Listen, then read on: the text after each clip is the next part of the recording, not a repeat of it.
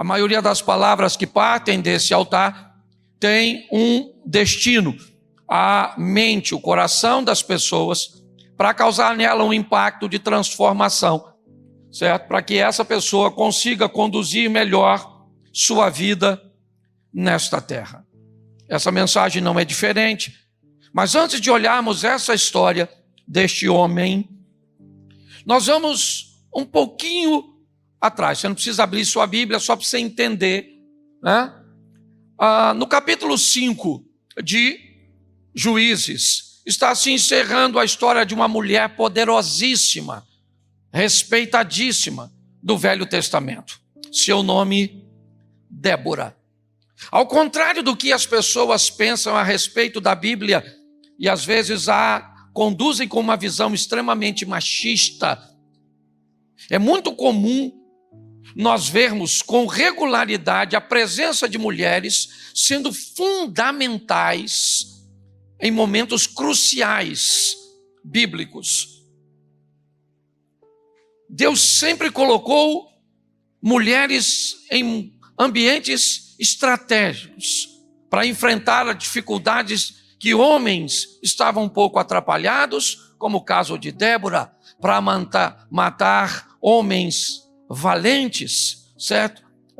Na morte de Sísera e tantas outras. Mas o capítulo 5 narra a história, ou o finalzinho da história de Débora. E o último versículo, o versículo 32 do capítulo 5, ele termina dizendo o seguinte: e sossegou a terra 40 anos. A terra teve paz durante 40 anos. Durante 40 anos, Israel não enfrenta oponentes, não se levanta inimigos. A paz, a tranquilidade está no meio do povo. Isso parece bom, mas é extremamente perigoso. Eu não sei se você já notou, a Bíblia nos alerta que quando estamos debaixo de um investimento pesado de Satanás e ele não tem êxito, é comum que ele se retire. E a Bíblia faz questão de dizer que ele se retira por um tempo, para depois atacar novamente. Isso aconteceu até mesmo com Jesus no deserto. O diabo se ausenta e oferece a Jesus um período de paz, ao seu casamento um período de paz, aos seus negócios um período de paz, certo? À sua igreja um período de paz. Oferecer um período de paz depois de fracassar na investida é uma estratégia poderosíssima para se romper o bloqueio com sucesso.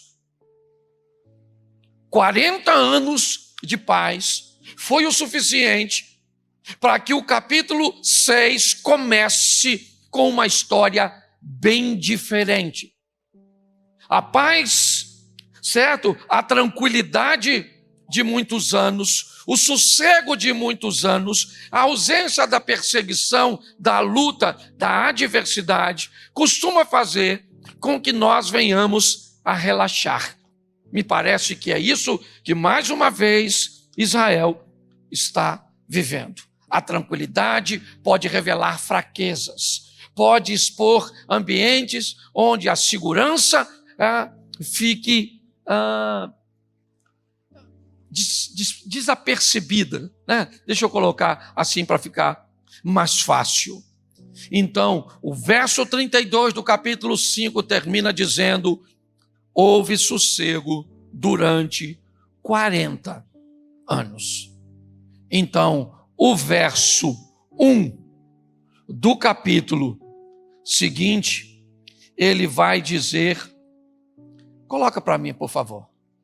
Porém, os filhos de Israel fizeram o que era mal aos olhos do Senhor, e o Senhor os deu nas mãos dos midianitas por 7 anos.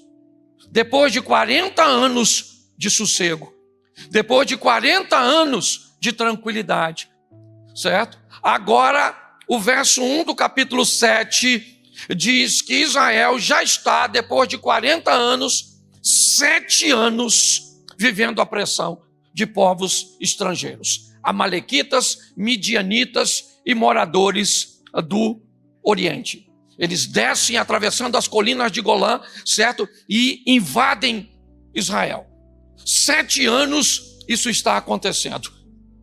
Então preste atenção. A tranquilidade, certo? O período de facilidade, o momento em que Israel estava sem ataque, inevitavelmente fez com que eles gradativamente fossem se afastando. O verso 1 do capítulo 6 inicia dizendo: os filhos de Israel fizeram o que era mal aos olhos do Senhor. E quando eles fizeram o que era mal? Quando as coisas estavam boas, quando as coisas estavam tranquilas. Nós precisamos ter a atenção dobrada quando as coisas estão tranquilas. Quando o inimigo está em silêncio, quando ele está calado, quando parece que ele está quieto e nos deixou em paz, pode ter certeza que o que ele está buscando é uma brecha para entrar novamente, para atacar de forma mais enfática, e se ele falhar, ele repete o processo como um looping. Ele vai embora por um tempo e depois volta para atacar. Vai embora por um tempo, certo? É assim que funciona. Ele não desiste. Nesse ambiente, nós vamos aprender algumas coisas poderosíssimas. Durante 7 anos, a riqueza deu lugar à pobreza. Durante 7 anos, a ausência da necessidade de um sistema de segurança que Israel vivia, agora ele precisa estabelecer um ambiente fortificado. As casas dão lugar às cavernas. As despensas dão lugares às covas nos penhascos. Você vai, você visualiza e dependendo, de quem está te guiando, ele pode sinalizar e dizer: aquele eram modelos de covas que Israel fazia quando estava tendo problema com midianitas. Então o sistema mudou.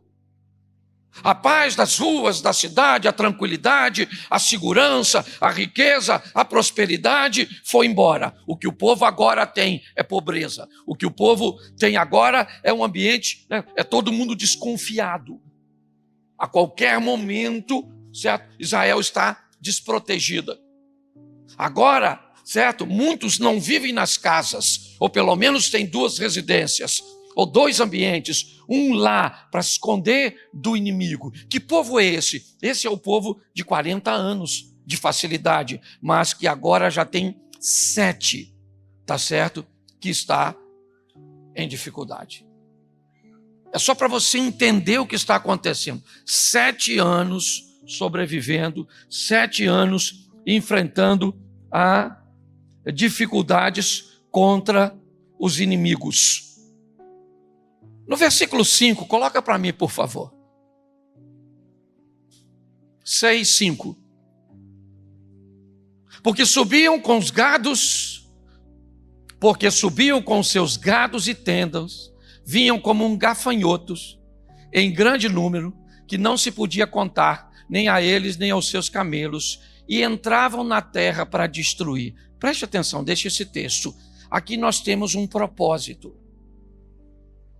Midianitas, amalequitas e o povo do Oriente, ele não está vindo para dominar. Eles não querem possuir, tomar para eles, não. Uma invasão mais lógica seria o quê? Eles vêm, invadem, transformam aquela terra em sua propriedade e começam então a levar tantos despojos como impostos para suas nações. Só que esse não é o propósito. O texto termina dizendo: eles não entram para possuir, eles não entram para dominar, eles entram para destruir.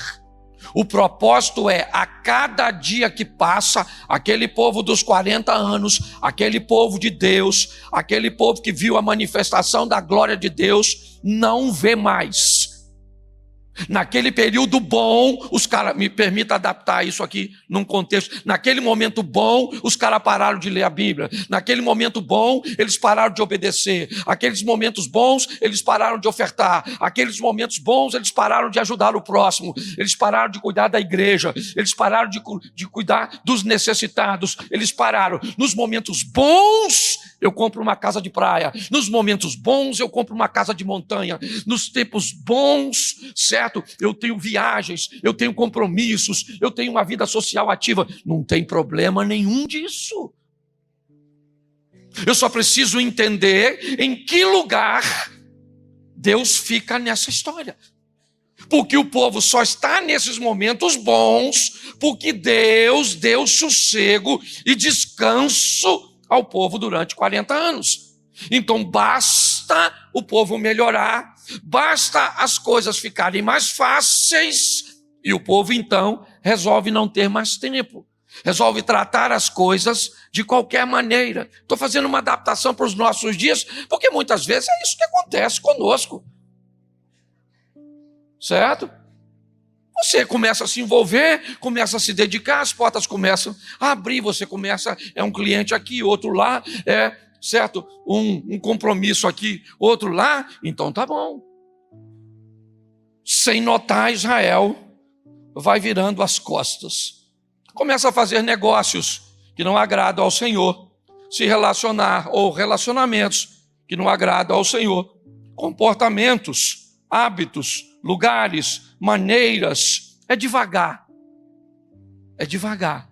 É assim que funciona. E sem notar, essas pessoas vão se desviando. É isso que acontece com eles. Então, amalequitas, midianitas e o povo do Oriente entra em Israel e não é para domínio, é para destruição. Para domínio seria legal. Eles vêm, trazem consigo sua organização, trazem consigo sua proteção. A terra de Israel é uma terra boa, eles plantam, certo? Estruturam, levam dali recursos e está tudo certo. Mas esse não é o propósito. Uma vez por ano, normalmente, eles invadem com a intenção de destruir. E aí então a pobreza chega para o povo de Deus. Só que é povo de Deus. E se mexeu com o povo de Deus, esse povo costuma ir para o joelho. Se vai mexer com o povo de Deus, pode ter certeza que esse povo vai ajoelhar e vai falar com seu Deus. Então coloca o verso 7. E sucedeu que, clamando os filhos de Israel ao Senhor por causa dos... Eles clamam a Deus por causa de quem? Bom, eles vão fazer a coisa certa, sim ou não? Eles vão orar ao Senhor. Mas me parece que eles não estão entendendo o que está acontecendo. Quem está invadindo eles é os midianitas, os amalequitas. Me parece que a pressão maior é da turma de Midian, certo? Os midianitas. Então, é eles que impõem mais força. Então, o texto se concentra em dizer que Israel vai clamar ao Senhor por causa dos midianitas. Vamos imaginar que tipo de oração eles faziam? Alguém quer me ajudar aí? Se você fosse um daqueles, como é que você oraria? Senhor, me livra dos... Estende suas mãos poderosas contra os meus inimigos. Destrua-os. Não seria mais ou menos assim? Boa tentativa. Só que o problema não é midianitas. O povo começou a fazer o que era mal aos olhos do Senhor. Os midianitas é só o efeito. A causa é a desobediência. Preste atenção. Eu falei disso no evento de casais. Mas só para você entender. Marta convida Jesus para ir para a casa dela. Jesus vai com 12 homens. Com Jesus, 13. Aquele montão de homem entra na casa de Marta para comer, para beber, para sentar, para lavar os cotovelos, lavar atrás, lavar os pés, aquela coisa dos judeus. Tá certo? Quando Marta visualiza isso, o que ela faz? Ela olha e vê Maria sentada e ela servindo. Então ela descobre que tem algo de errado, sim ou não? E algo está errado com quem? Com quem? Com a Maria. Lógico. Maria deixou Marta servir sozinha. Então onde é que Marta vai? Marta vai até Jesus, pedir a Jesus que fale com quem? Com Maria, para Maria ajudá-la a servir. O que Marta não sabe é que o problema não está em Maria, está nela. Olha só. Quando o povo vai clamar ao Senhor por causa dos midianitas, o problema não são midianitas. O problema é o povo. Mas o povo não consegue enxergar quando o problema está no povo. Então a minha dívida tem a ver com Satanás. O meu problema no meu casamento tem a ver com o meu cônjuge. A minha dificuldade com o mercado tem a ver com o governo. Então, a probabilidade da mudança acontecer onde precisa é quase zero, porque eu sequer sou capaz de identificar onde ela está. Então o povo vai orar: Senhor, estamos midianitas. Mas que midianita, cara? Olá pessoal, demos um break aí, uma paradinha no vídeo, porque eu tenho uma mensagem muito especial para você a partir de agora. Primeiro, inscreva-se no meu canal, Pastor Cláudio Duarte. Segunda mensagem, ative o sininho das notificações. Terceiro, é importante que você venha curtir o conteúdo, obviamente. Comentar também é muito importante e compartilhar. Fique com o restante da mensagem aí. Um grande abraço, graça e paz. O problema é essa postura que vocês têm. É isso que o texto está mostrando. Se o povo mudar a postura, certo? As coisas podem mudar. Mas a probabilidade ou a dificuldade que esse povo tem é grande. Então eles não oram por transformação. Não. Porque transformação envolve processo, envolve força, envolve renúncia, envolve postura, envolve um montão de coisa. Então eu estou afim de milagre, porque milagre é mais fácil que transformação. Entendeu? Então eu quero chegar em casa agora e encontrar um cônjuge assim sensacional. Você que a sua esposa não está aqui, você chegar lá, pensa você abrir a porta agora, encontrar ela com um vestidinho de Cinderela, um negocinho na mão, nossa, uma princesinha. Pensa o seu marido, um lorde. Pensa. Não é assim que funciona. Então, nós vemos uma situação aqui onde o povo está clamando. As coisas ficaram ruins, eles empobreceram, estão morando em caverna, então não pode viver tranquilo agora nas ruas, a situação está difícil. O que eles fazem? Clamam ao Senhor. E para falar o quê? Para falar dos outros. Eles não. Senhor, me protege dos outros. É assim que funciona. Tá certo? Só que quando eles clamam, a resposta vai vir, porque Deus a oração está errada, sim ou não? Sim ou não, mas o Deus está certo. Está certo? Está ok? Por exemplo, você viu uma pessoa assim: Senhor, entre com providência nos meus problemas. O português está errado, mas o Deus está certo. Está certo? E Deus vai agir, sim ou não? Tem gente que não sabe pedir, pede o que é para pedir em nome, através do sangue, mistura o sangue com o nome. Tem gente que é tudo atrapalhado, faz uma salada de fruta, e aí o Espírito Santo entra, isso. Leva em consideração não, isso é uma mulinha que tem lá, parente daquela que Jesus andou.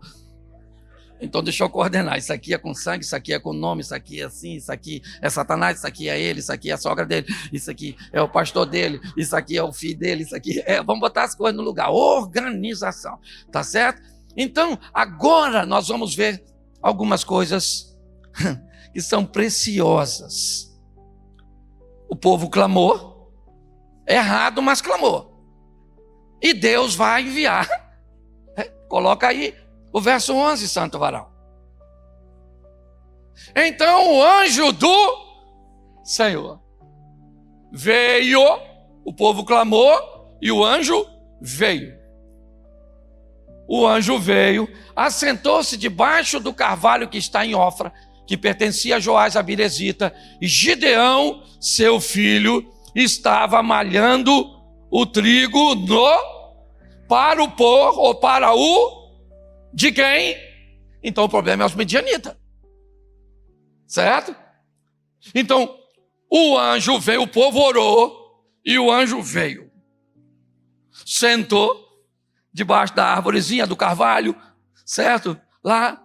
E quem é que estava lá trabalhando? O tal do Gideão malhando o trigo no lagar para o pôr a salvo dos. Bom, o povo clamou para Deus enviar proteção contra os midianitas. Ou seja, o anjo e Gideão querem a mesma coisa. Gideão está beneficiando o trigo para esconder na cova, na caverna, na montanha, para os midianitas não roubarem. Enquanto Gideão trabalha para proteger o trigo, o anjo chega para proteger Gideão e o trigo. Então veio a proteção, tá certo? O anjo chegou com o propósito ou como resposta de oração. Mas presta atenção o que o anjo vai falar com Gideão. Verso 12. Então o anjo do Senhor lhe apareceu e lhe disse o quê? O Senhor é com quem? O Senhor é com quem? Singular ou plural? Singular ou plural? O Senhor é com quem? O Senhor é com quem? Contigo. Tá certo? Olha o que ele responde no verso seguinte. Mas Gideão lhe respondeu. Lê lá para mim. Só aí.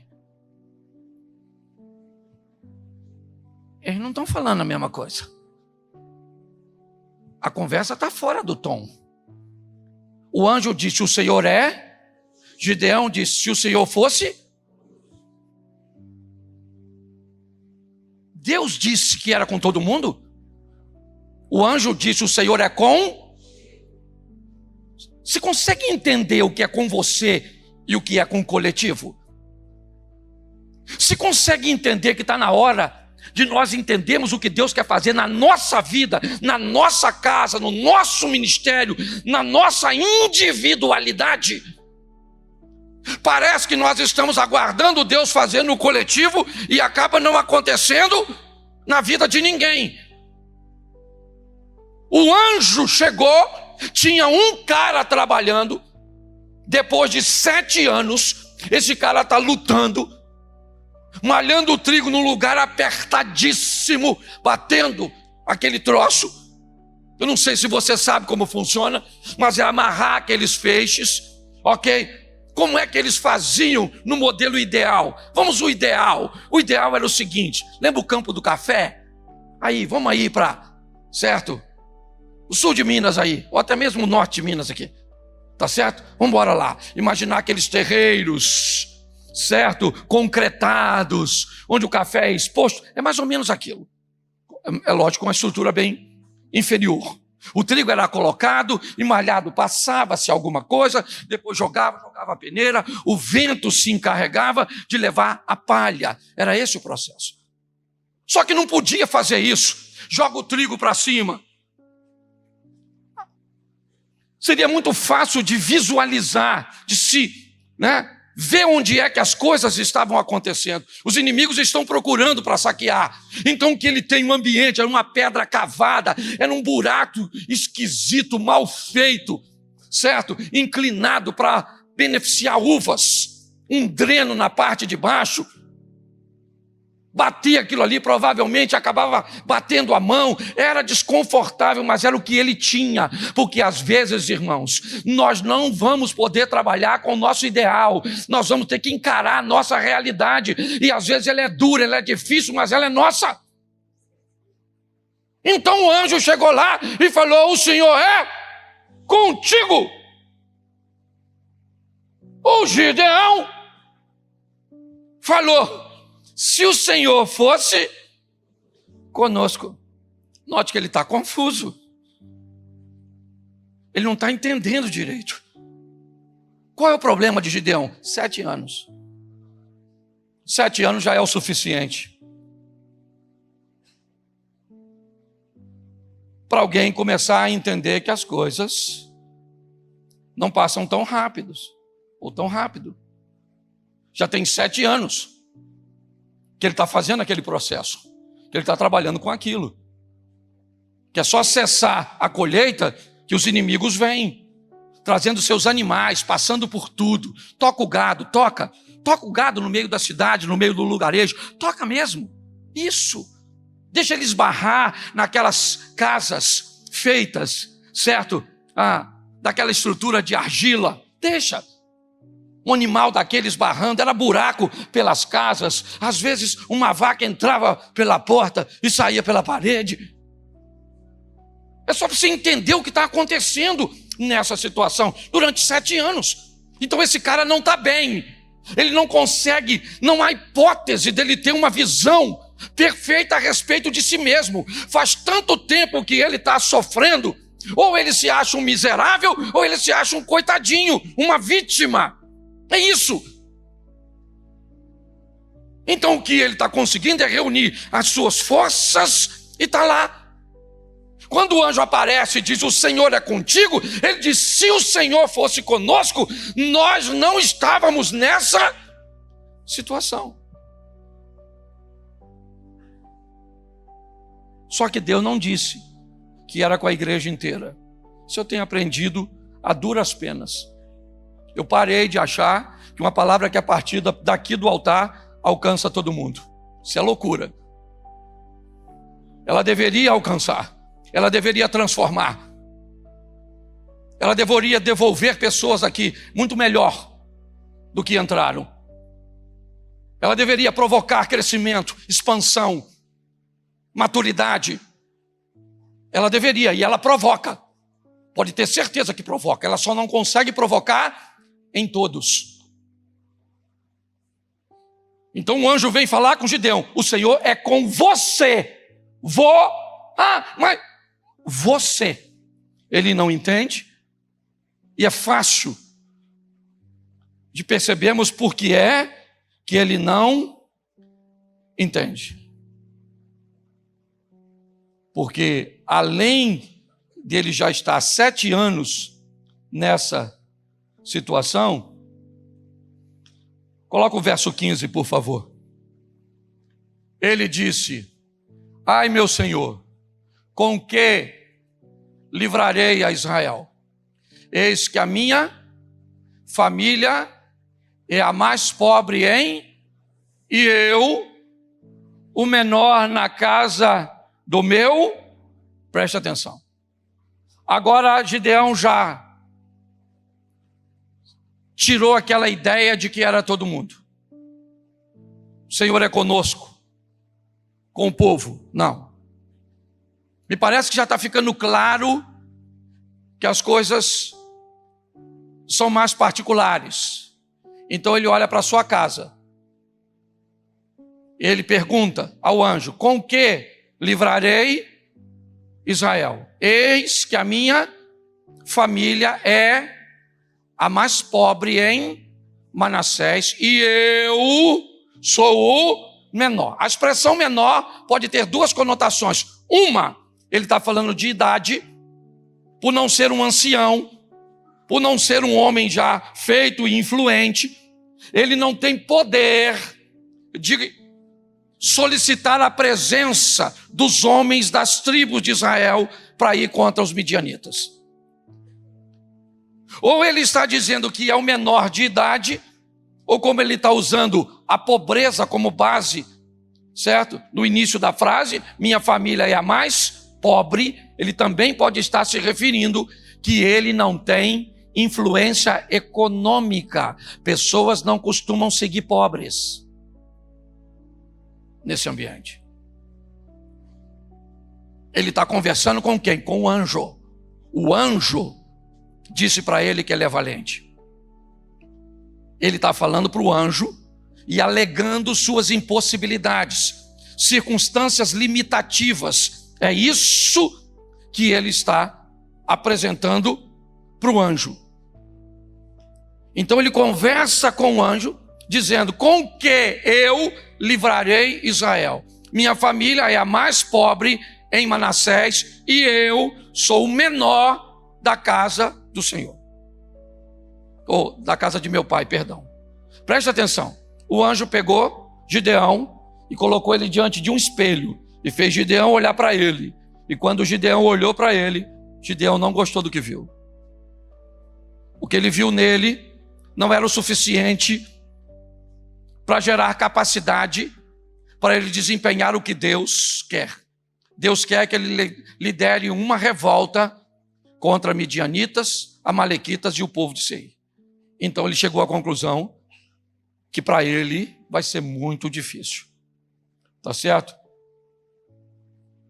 Mas quando ele pergunta com que livrarei Israel no 15, no 16, ele tem a resposta. E o Senhor lhe disse: porquanto eu hei de ser contigo. Você quer saber com o que você vai vencer os midianitas? Comigo. Comigo. Porque foi comigo que Débora venceu. Porque foi comigo que Josué venceu. Porque foi comigo que Moisés venceu. Porque os que venceram até aqui venceram comigo. Então você quer saber com o que você vai vencer? Você vai vencer comigo. Essa é a resposta. Se você tem dinheiro, se você acha influente, se você é o maior, se você é o menor, isso não é relevante aqui. O que Deus está dizendo para esse indivíduo, e me parece que está tentando falar todo o culto comigo e com você, é o seguinte: se ele entrar, já funcionou. Eu vou ser contigo, Gideão. Eu. E você vai vencer os midianitas como se fosse um só homem. Isso é o anjo conversando com Gideão. Porque o anjo está tentando convencer Gideão que dá. E o Gideão está falando: não, não dá. Isso. Você consegue entender em algum momento a nossa história se cruzando com essa? Deus tentando falar: vamos embora, vamos embora, vamos embora, e você querendo desistir? Vai dar certo, eu vou ser contigo. Agora o que nós vemos é Deus dizendo: eu vou com você. Você quer saber com que você vai vencer? Você vai vencer comigo, certo? É isso. Então as suas limitações circunstanciais, seu medo, sua fraqueza, certo? Tudo aquilo que você viu nesses anos, porque ele pergunta ao anjo: o que aconteceu com as maravilhas que Deus fez nos nossos antepassados? Simples, ficou com nossos antepassados. Porque o passado, ele ficou no passado. Você já ganhou muito dinheiro? Ganha hoje? Não. Então ganhar muito dinheiro é coisa do passado. Você já foi muito forte? Hoje é? Não. Isso é coisa do passado. A senhora já foi linda? Já foi. Isso é coisa do passado. Certo? Passado. Ué, tem coisa que fica onde? No passado. Mas agora as coisas estão mudando para Gideão. Tá certo? Ele está conversando com o anjo, que faz ele olhar para ele mesmo. O anjo não está mentindo quando diz que ele é valente. Certo?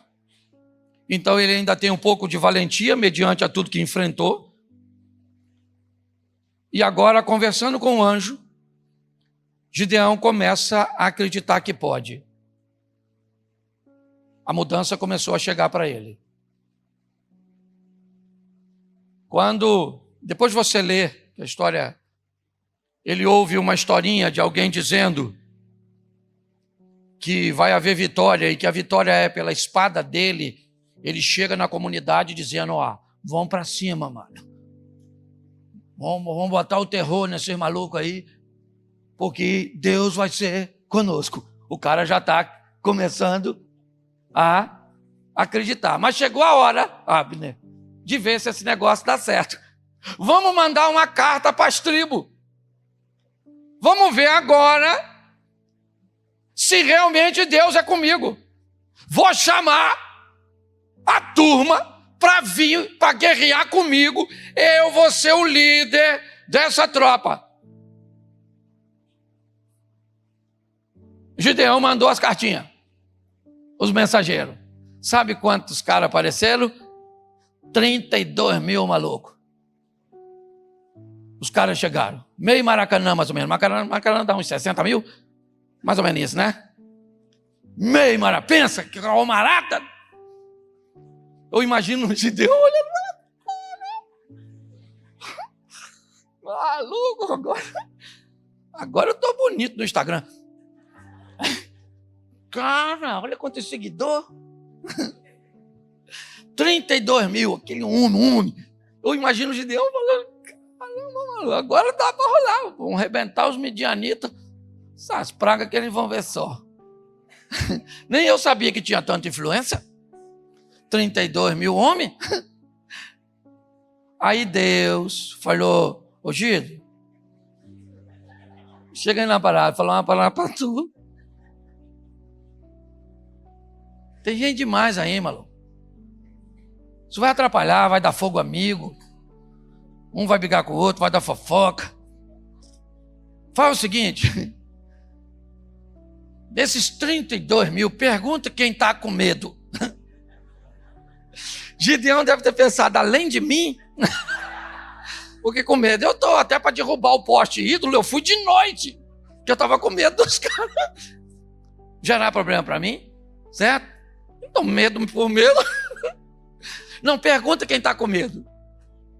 Ô, gente, no bolo você não imagina. É ou não é? Porque no bolo está todo mundo,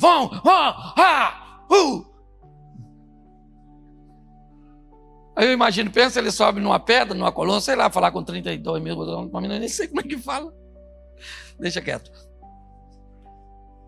Aí, gente, quem tiver com medo, vaza. Os medrosos podem ir embora aí. Os meia dúzia aí. 22 mil foram embora. Pô, se eu sou... Ô, gente, eu tô brincando. Palhaçada, que embora o quê, gente? Vamos embora aqui, rapaz. Tem medianita pra caramba lá, vamos embora pro pau. 22 mil. Eu não sei onde o anjo estava, né? Para mim, o anjo não devia estar lá. Porque citou, eu falo pro anjo. Fala pros caras não ir não, maluco. Os caras estão com medo.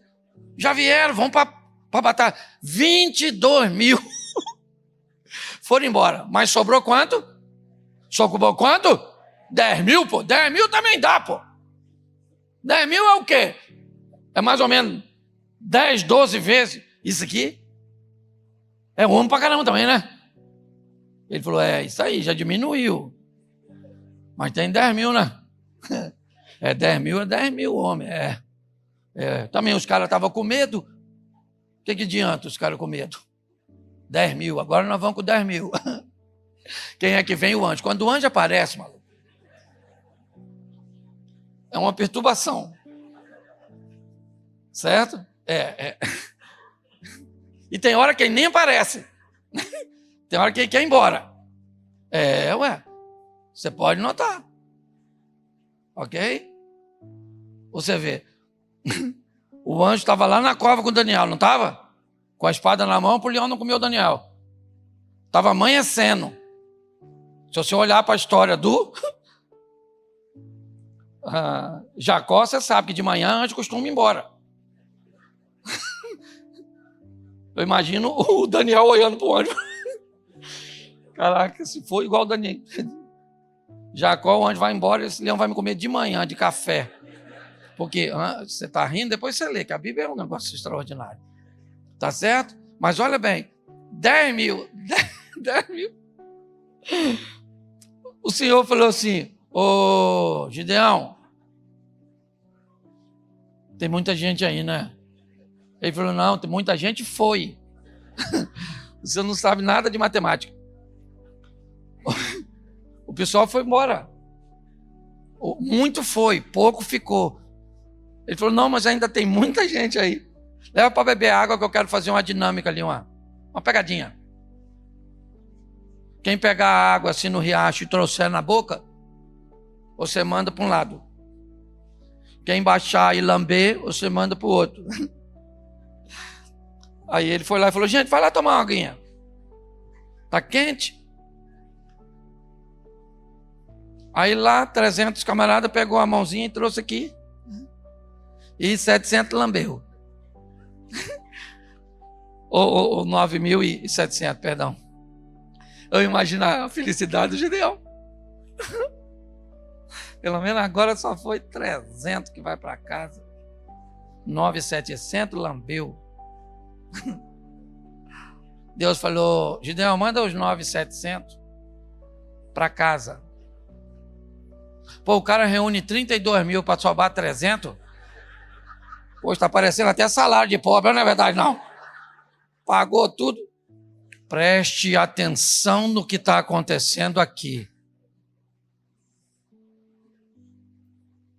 Durante 40 anos o povo aprendeu quem era Deus.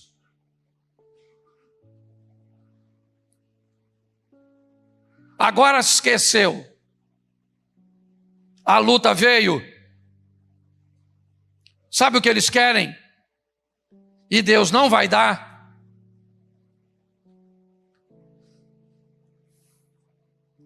A transferência. O ídolo que ele derruba, ou é Baal, Astarote, Rimon, Azera, um deles. Porque Israel tinha por hábito pegar a imagem de deuses pagãos de nações que estavam vencendo e trazê-las como um amuleto para dentro de Israel. E o povo de fora também fazia isso, quando tentou fazer com a Arca da Aliança. Era comum. Deus quer deixar bem claro que não precisa de mão humana para defender seu povo. O que ele precisa é de gente disposta a obedecer como Gideão. Era só isso. Não é nenhum super-homem. Um homem amedrontado, acuado, que também tinha cova na montanha, que também tinha caverna lá em cima para fugir. Ele não era, certo? Nenhum revolucionário escocês. Não. Quando o bicho pegava, ele também corria, ele também se escondia, ele lutava, certo? Com as forças que tinha, é verdade. Mas agora Deus está dizendo para ele, Gideão, e é isso que é sensacional, esquece a guerra. A questão aqui não é a guerra, a questão aqui é a conversa. Depois de 40 anos, tem um cara que anda conversando com Deus. Depois de 40 anos, enquanto a maioria está fazendo o que era errado aos olhos do Senhor, tem alguém fazendo certo. Então o Senhor não é conosco, Ele é comigo. Você está entendendo? Você não vai conseguir fazer Deus ser com a igreja inteira. Você talvez não consiga fazer com que Deus seja com a tua família inteira, mas você é capaz de fazer com que Deus seja com você. Você é capaz de fazer com que Deus seja com seus negócios, com a sua igreja, e a partir de você, então, criar uma cultura de relacionamento com Deus. Gideão agora está conversando com Deus. E ele sabe que as coisas não estão boas para ele. Ele reduziu um exército de 32 mil homens para 300. E o que é que ele vai fazer? Como é que vai ser? Então o anjo precisa passar instruções. Qual é a estratégia? Qual é a manobra militar? O que nós vamos fazer para com 300 vencer? Se nós formos à batalha de fato, não vai rolar. Nós vamos perder. Então, por volta na vigília da meia-noite às 3 da manhã, provavelmente, não lembro agora, o anjo diz para ele: pega a tocha acesa e enfia dentro do vaso. Vaso vazio, tocha acesa dentro do vaso. Ou seja, vocês vão ter luz, mas vão prosseguir caminhando na escuridão. A luz está bloqueada pelas paredes do vaso. Ninguém vai notar a presença de vocês. A luz está com vocês, mas ela não está visível, mas ela está com vocês, mas ela não está visível. Leve as tochas dentro do cântaro, dentro do vaso. Bloqueia todos os homens, os 300, e na outra mão a buzina, a trombeta. Isso é uma coisa que, se um dia nós tivermos a oportunidade de fazermos juntos, eu vou lembrar você. O dia que nós fomos a Massada, em Israel, você vai ver o que é o grito de 50 pessoas, 100 pessoas no alto da montanha. Agora eles têm o fogo dentro daquele vaso e a trombeta na mão. Divide em 3 regimentos, 1, 2 e 3. Os inimigos estão acampados. Eles têm, na verdade, se fizermos as contas direito ou quisermos fazer, nós temos 302 soldados. 300 que ficaram no processo seletivo, com Gideão 301 e Deus que disse que estaria com ele, 302. Gideão passou a informação. Assim que a buzina fosse tocada por ele, todos tocariam a buzina. E os vasos seriam quebrados simultaneamente, oferecendo um clarão momentâneo. Essa foi a estratégia. Gideão faz isso. A buzina é tocada, a luminosidade naquela escuridão, certo? Cria um impacto, e fora isso, o poder, o agir, o mover de Deus. Os inimigos se atrapalham, as tropas estão posicionadas em lugares diferentes, certo? E me parece que isso causa uma confusão, há uma batalha entre eles, e todos começam a fugir. A fuga de um exército naquela época é muito diferente de uma fuga de hoje. Não é de hoje que rádios transmissores, frequências são emitidas para que haja reagrupamento de um exército. Naquela época, não. Só existia uma forma de reagrupar um exército desbaratado na Bíblia: voltando para a origem. Se a Síria saísse para atacar Israel, Israel tivesse êxito e espalhasse os sírios, ninguém mais juntava, a não ser em Damasco, na Síria, a não ser em Nínive, na Síria. Era assim que funcionava. Quando a claridade e o barulho acontece, é perna para quem te quer. corre na direção, mas Gideão já havia enviado mensageiros. Porque o povo, os inimigos agora estavam espalhados. Os inimigos do Senhor cometeram um erro ao longo de toda a caminhada. Atacava o povo de Deus, mas estavam juntos, sabe, né? Todo ano atacava, mas não separava. E se você coloca quem acredita em Deus junto, Abner, se o povo de Deus, apesar das diferenças, das dificuldades, das crises, dos desencontros, consegue não ir embora, consegue não se tornar um alvo fácil nas esquinas, você pode ter certeza que aquele que há de vir virá e não tardará. Quando eles dispersam, Gideão começa então a mandar seus mensageiros às tribos. Efraim, por exemplo, é uma delas. Um dos filhos de José recebe a informação de que deve sair ao encontro dos midianitas.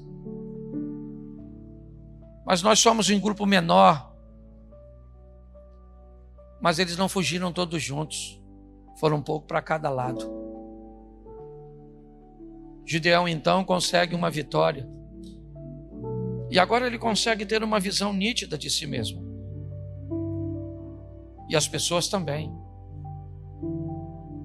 As pessoas olham para Gideão agora e dizem: cara, nós não sabíamos que você era capaz disso tudo. E ele deve ter: nem eu, cara. Nem eu sabia. Nem eu sabia que eu podia evangelizar. Nem eu sabia que eu podia ser um instrumento de cura, de ensino, de proteção, de cuidado, de carinho, de respeito. Nem eu sabia que eu poderia ser um marido desse tipo, um pai desse tipo, um filho desse tipo, um empresário desse tipo. Nem eu sabia. Mudou a minha visão a meu respeito. Então, Gideão, que tal você se tornar o nosso líder? Nossa, que legal! Isso! Vamos lá, Israel, vamos lá! Mais uma vez, vamos trocar um pastor pelo outro, um dominador pelo outro. Vamos embora, é isso que você quer. Alguém que controlava a sua vida por outra pessoa que controla a sua vida. Alguém que ditava as regras para você, para outro. É isso que você quer. Deus não quer isso. Deus quer governar a sua vida. Quer que você faça parte de um corpo, obviamente que quer. Mas não quer trocar, certo? Um dominador por outro. Gideão disse aos homens: eu não vou fazer isso. Eu não vou ser sobre vocês. Não, mas nós queremos eleger você. Não, eu não vou, cara. Eu não vou fazer isso. A minha proposta nesse texto hoje é simplesmente impulsionar você a olhar para você mesmo e não achar que você não é ninguém, como ele começa achando no começo, e que você pode tudo, como alguns enxergam no final. Eu gosto de Gideão pelo equilíbrio.